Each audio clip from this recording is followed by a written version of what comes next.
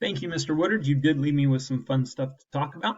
Just so everyone will know, for the purposes of videotaping, I have edited some of the slides out of the PowerPoint. They are still in the original PowerPoint that's posted. I just took them out because there are some examples and some exercises that we don't have time for on the video, so I just took them out so I'm not having to click through a bunch of stuff. Okay, thinking. Our brains like to have an understanding of the world around us. So our brains start to store information in long-term memory, and then they're going to use that information when we are in a given situation. So they're going to start to create mental representations and what we call schemas and scripts in order to go through life. So schemas. Schemas are these general frameworks that we have of what a situation looks like, what we should act like in a particular situation.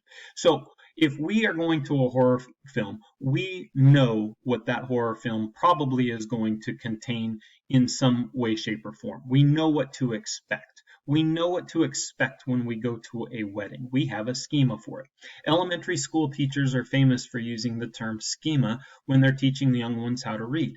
If you're going to read Little Red Riding Hood and you are dealing with a young reader, then you might ask the reader, well, what do you know about dark forests? What do you know about wolves? What do you know about grandmas? So they can start to bring their own long-term memory to this new thing called reading and this new thing called a story. So they start to they have a head start on understanding what's going on in the text. Okay, bringing a schema to a situation. Scripts we've already talked about. Again, those are those sequential processes that we go through in a particular situation. Mr. Woodard talked about dating. You can think about it in terms of classroom behavior. You know what you do when you come to class and what that looks like when you enter a classroom. And there are certain sequences that we go through in different situations. Okay, problem solving. Convergent and divergent thinking.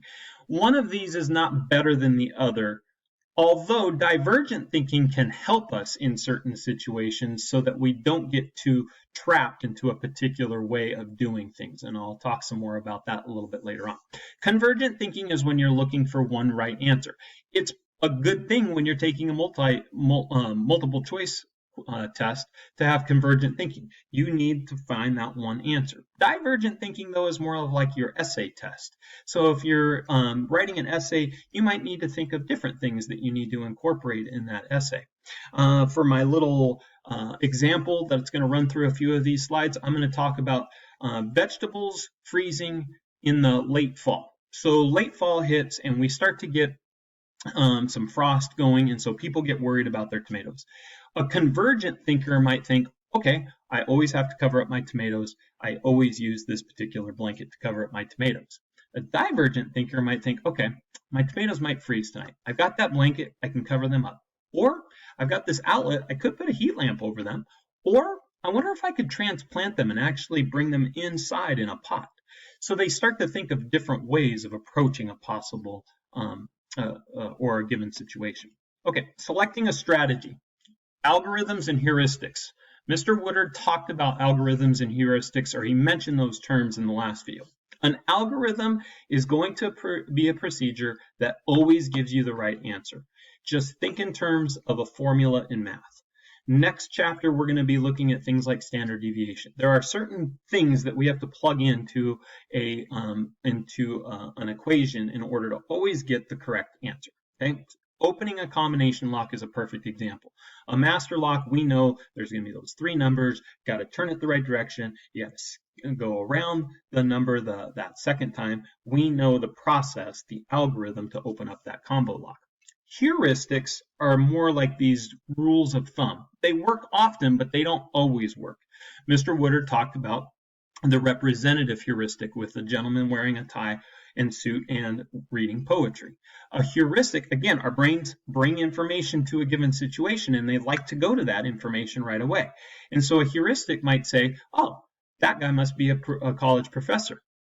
I recognize what a college professor should look like. That's a representative heuristic. It's a shortcut to my answer.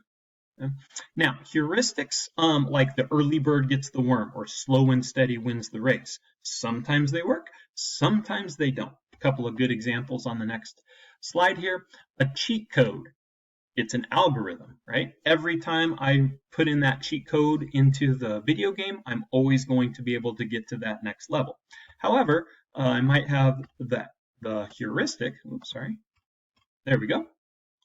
The advice is stay put when you get lost. An algorithm or heuristic, obviously it's a heuristic. It doesn't always work. The other day I was in Costco. My wife and I went in different directions. I decided to stay in the breakfast aisle, and I said, I'm just going to stay right here because she'll eventually make it over to the cereal aisle. And sure enough, she said, well, we had talked about chips, so I went over to the chip aisle. Staying in the same spot didn't work that time, but sometimes it does. Okay, heuristics are going to be those rules of thumb. All right, the paperclip. What is it used for? We do this in class. Let me give you the short version. Paperclips, obviously, we know what paperclips are used for. But then in the classroom setting, we say, okay, I'm going to give you 1 minute. You talk to your neighbor. What else can we use it for? And you get a bajillion different responses to that, right? You can make little jewelry out of it. You can unclasp it and use it to reset your phone. You can make it a little hook and get something out of a sink that's stuck. So you can use a paperclip for a lot of different purposes. Oftentimes, though, we only see the paperclip as a paperclip. We don't think of other things we can use it for, and it might be helpful to use it for that. I'm going to go back to my vegetables freezing in the late fall example here. Okay. Functional fixedness is when you see an object only for one purpose. You don't see it for different purposes.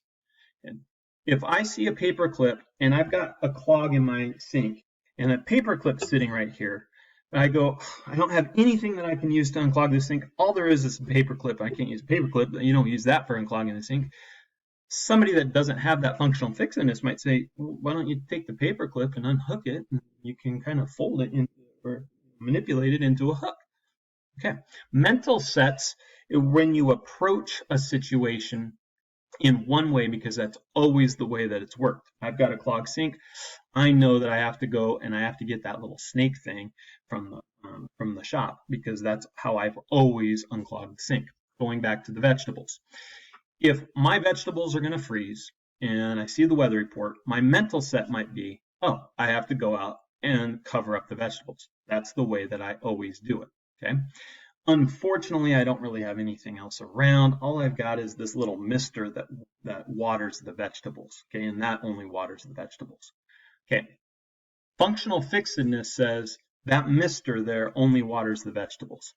I was at an AP training once, and we were talking about functional fixedness and mental sets, and this one guy raises his hand and he said, hey, I had an uncle who worked for NASA, and he was the champion of avoiding functional fixedness. And he said his uncle figured out that and this is a true story, he had a mister that watered his vegetables, and it was late fall, and it was going to get cold out. And so he figured out the exact temperature to turn on that mister so that the mist would start to form and freeze, and it actually created an umbrella over the vegetables in order to insulate them from the cold. Okay, that is avoiding functional fixedness. That is avoiding a mental set. One way to approach a problem every single time. Okay? So functional fixedness and mental sets. Last one I'm going to talk about, framing. The way that you pose an issue can significantly affect the decisions or the perception that, of the person that you're framing that issue for. If you take a look at this slide, you can say, and I won't go through the entire detail, but if you can say, hey, this treatment is going to save 200 lives, or you say, hey, this treatment is good, 400 people are going to die with this treatment. If you look over at the numbers there, everything works out exactly the same. It's just the way that you've said it. Saving 200 lives versus 400 people will die. I've used the example before of Girl Scout cookies. Girl Scout comes knocking on the door and she says, do you want to buy Girl Scout cookies? You might unfortunately say, no, I don't want to buy any Girl Scout cookies.